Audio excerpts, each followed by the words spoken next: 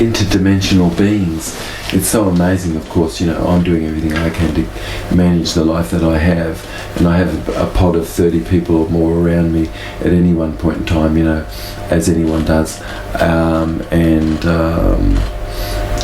it's quite a bit for a human being to manage more than 30 or something, but it's interesting that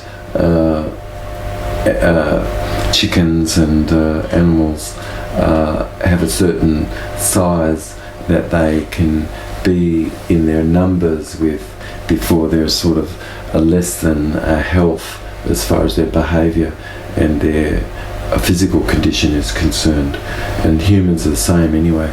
But it's amazing enough for me to do what I can to be able to keep track of and be with my kin, which is my ethne, as it is that I can be, which includes trees and insects and rocks and humans, of course, and everything in nature. Don't know that I love any one thing more than another. That's something which is, as you're loving inside, you are loving, period. But the question is really to do with interdimensional beings, which it's possible for a person to have an awareness of going to a level that's on the 3 gigahertz wave cycle, which could pass right through the earth without touching anything, but we could become so small that we could miss everything solid by at least half a mile or 2 miles more nautical miles. So it's the furthest thing away might look just a bit like a cloud might, if we had a background as we do the earth. So we would only be able to see things sort of that out from this dimension. And certainly dimensions exist beyond just light having stopped as energy at 786,000 nautical miles per second. Energy just doesn't stop at that speed. It just happens to be in this dimension that we're living in, where we have a consciousness in this third dimension, that our senses can perceive light normally of a range visually for humans of 780 nano-ohms in ultraviolet to about 350 nano-ohms in infrared. And though people who are trained certainly have been tested to show that they can have visual perception of up to 120 nano-ohms in ultraviolet and all the way down to 150 nano-ohms in infrared. So there's a great range of capacity that's possible for humans to certainly be able to perceive beyond what regularly is perceived. But certainly when we could look at animals which through sound can echolocate, and through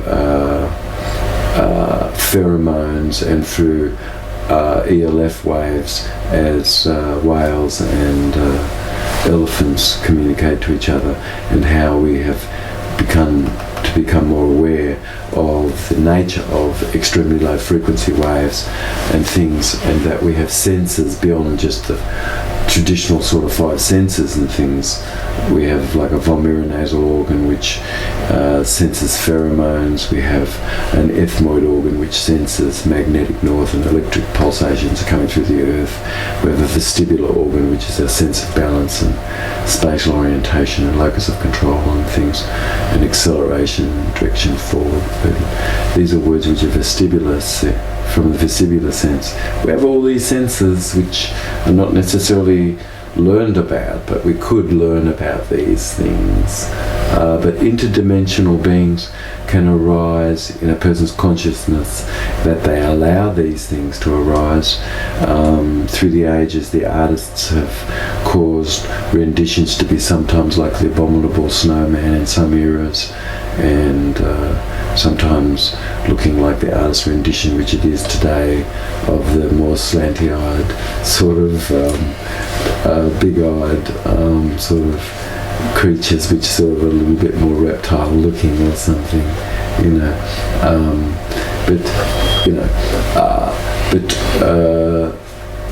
I think that it's enough for me, when somebody would say about past lives even, it's enough for me to know what it is that's going on in this life, let alone what was going on in other lives or something.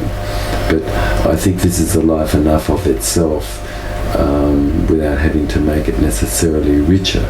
But certainly interdimensional beings, plasma bodies and things exist, certainly, and life exists beyond the level of what people could have imagined. Certainly deep inside the earth life exists, and all the way out into outer space we know life exists.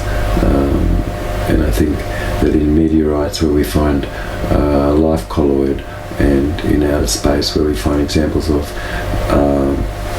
meniscus, skins and membranes forming and things, which we can see in plasma bodies, perhaps we might consider more what life is itself. Anyway, I hope you're having a great day as you're listening to this.